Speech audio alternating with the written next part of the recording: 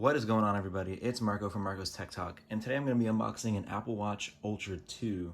This is 49 millimeters, as it's an Apple Watch Ultra, and it also has the deep ocean blue band, I believe is what this one has on it. So we'll go ahead and open up this box and see what's inside.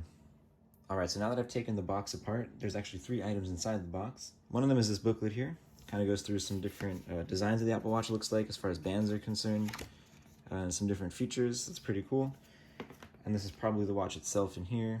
And then here we have the band. So yes, I think this is the blue ocean band. Oh, it's just called the ocean band. Okay, I thought it was called blue ocean, but it's called ocean. So we'll pull this little green tab on the side. And then we will see the band itself. It's a very nice looking band. And I'll just open up the actual watch itself. And again, like I said, this is the Ultra 2. And then we'll just open this up. And then, yeah, let's see, we have some coordinates there. That's probably where Apple is in California, I'd imagine. And then this looks like the charger in here. That's cool. And then the Ultra itself, also very cool.